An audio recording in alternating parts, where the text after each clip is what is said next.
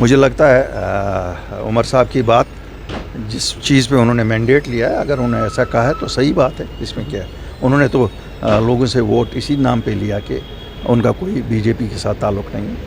मुझे लगता है पॉलिटिकल ऑनेस्टी भी होनी चाहिए इंसान को कुछ, और उन्होंने वो ऑनेस्टी दिखाई है। आपने देखा 2014 में पीडीपी ने वोट लिया कि हम ना बीजेपी को दूर रखेंगे, और बाद में उनके साथ ही मिले।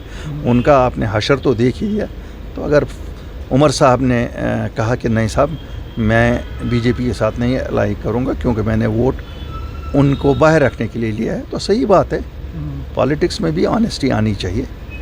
फिर काम क्यों नहीं हो पा रहे हैं? वो तो कह रहे हैं कि मेरे पॉलिटिकल एडवाइज़र की सैलरी भी। देखिए, वो तो अब वो जाने, उस पर तो मैं नहीं कहूँगा। वो तो मैं तो रोज़मर्रा वो उनके वो कैसे सरकार चलाते हैं, हम तो उस पर नहीं करते हैं। ये बात सही है, लोगों को मुश्किलात हैं, यहाँ दिक्कतें हैं, लोगों को जो काम होने चाहिए, यहाँ तक कि सिलेक्टिव तौर पे काम हो रहे हैं। नेशनल कॉन्फ्रेंस की जो ये सरकार है, ये इंतहाई बदले की जज्बे से काम कर रही है। जो इनके विरोधी सियासी जमातों के सपोर्टर्स हैं, उनके गली कोचों, उनके रोडों में उनके ड्रेन नहीं बन रहे हैं, उनके यहाँ ये नहीं लग रहे हैं, स्ट्रीट लाइट्स नहीं लग रही हैं, वो सब चीज़। ये तो लेकिन इनका हमेशा तरीक़ाकार नेशनल कॉन्फ्रेंस का रहा है, ये तो नई बात नहीं है। नेशनल कॉन्फ्रेंस का हमेशा तरीक़ाकार रहा है।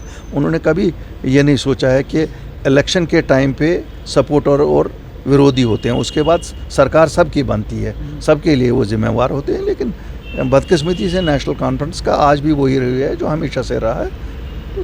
ये तो बात गलत है, काम हो नहीं रहे हैं, और लोग ज़रूर उनको सज़ा उसकी देंगे।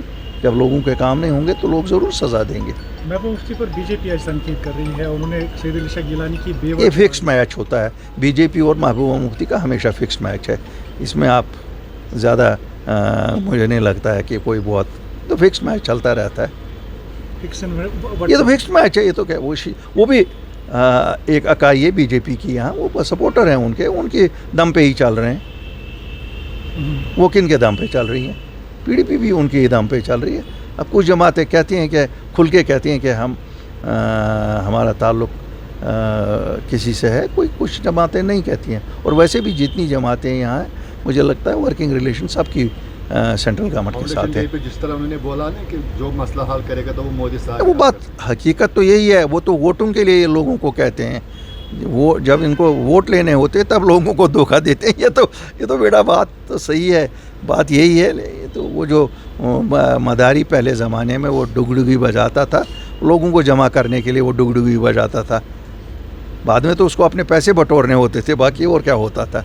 तो इसी तरह से ये तो सब चलता रहता है। ऐसा कुछ ये नहीं है, इसमें कोई अजूबा नहीं आप कह रहे हैं। ये तो पता है, महबूबा जी चीफ मिनिस्टर बनी, बीजेपी के कंधों पे बनी।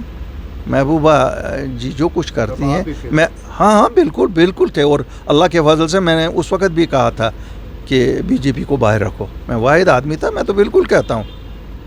हमको अल्लाह ने इखलाकी ज़रूरत इतनी बराबर दी है सच और झूठ कहने की, और सच यही है।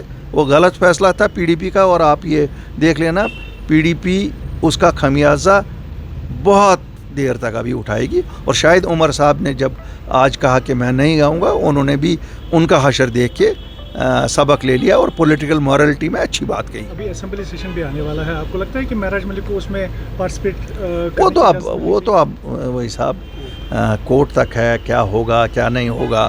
हम तो कहते हैं महराज मलिक को फ़ौरन से पेशतर रिहा करो, तो गवर्नर साहब से अपील करेंगे तो उनको रिहा करो। मुझे लगता है अब महराज साहब को भी समझ आई होगी कि ये जमातें जो नेशनल कॉन्फ्रेंस पीडीपी उनको शहीद बनाकर पेश करना चाहती थी, वो वहीं तक था जहाँ तक उनको अपना मतलब था। बाकी किसी ने प्रैक्टिकली इनके लिए कोई चीज़ नहीं की।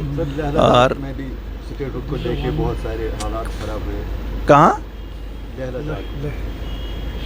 लेह वाले तो अपनी जंग लड़े, तुम अपनी स्टेट बात करो, अपनी यहाँ हमें नहीं मिल रहा तो हम उनकी क्या बात वकालत करें। हम तो अपने लिए मांगेंगे। ये अशन पान गैरी कहीं तो इस दफ़ा हमन दी तो सान हम सायन फिलहाल दीतन। शुक्रिया।